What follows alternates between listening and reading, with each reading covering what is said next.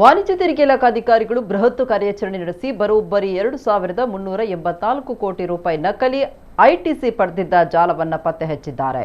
ಈ ಅಕ್ರಮಕ್ಕೆ ಸಂಬಂಧಿಸಿದಂತೆ ಇಬ್ಬರು ಆರೋಪಿಗಳನ್ನು ಬಂಧಿಸಲಾಗಿದೆ. ಬಂಧಿತ ಆರೋಪಿಗಳನ್ನು 59 ವರ್ಷ ಪ್ರಾಯದ ಸಲೀಮುಲ್ಲಾ ಬೇಗ್ ಮತ್ತು 35 ವರ್ಷ ಪ್ರಾಯದ ಹಸನ್ ಬೇಗ್ ಅಂತ ಗುರುತಿಸಲಾಗಿದೆ. ಆರೋಪಿಗಳು 72 ನಕಲಿ ಸರಬರಾಜು ಸಂಸ್ಥೆಗಳಿಂದ ಸಂಶಯಾಸ್ಪದ ವಹಿವಾಟು ನಡೆಸಿರುವುದು ಪತ್ತೆಯಾಗಿದೆ. ಅಲ್ಲದೆ 2,122 ಕೋಟಿ ರೂಪಾಯಿ ವಹಿವಾಟಿನ ಮೂಲಕ ಸಲೀಮುಲ್ಲಾ 382 ಕೋಟಿ ರೂಪಾಯಿ ನಕಲಿ ಐಟಿಸಿ ಪಡೆದಿದ್ದ.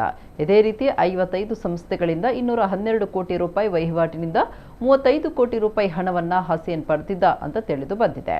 ಆರೋಪಿಗಳು ಟಂಗ್ಸ್ಟನ್ ಕಾರ್ಬೈಡ್ ಸ್ಕ್ರ್ಯಾಪ್ ಇವೆಸ್ಟ್ ಮತ್ತು ಇತರೆ ಸ್ಕ್ರ್ಯಾಪ್ ಹೆಸರಿನಲ್ಲಿ ನಕಲಿ ಬಿಲ್ಲಿಂಗ್ ಮಾಡ್ತಾ ಇದ್ರು. ನಕಲಿ ತೆರಿಗೆ ಬಿಲ್ ಸೃಷ್ಟಿಸಿ ಐಟಿಸಿ ಪಡೆದು ವಂಚನೆ ಮಾಡ್ತಾ ಇದ್ರು.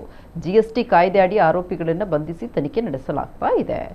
ನಕಲಿ ಐಟಿಸಿ ಹಗರಣಗಳಿಗೆ ಸಂಬಂಧಿಸಿದಂತೆ ವಾಣಿಜ್ಯ ತೆರಿಗೆ ಇಲಾಖೆ ಈ ವರ್ಷ ತನಿಖೆಯನ್ನು ತೀವ್ರಗೊಳಿಸಿದ್ದು, ಈ ಇಬ್ಬರ ಬಂಧನದೊಂದಿಗೆ ಈ ವರ್ಷ ಒಟ್ಟು ಬಂಧಿತರ ಸಂಖ್ಯೆ 7ಕ್ಕೆ ಏರಿಕೆಯಾಗಿದೆ.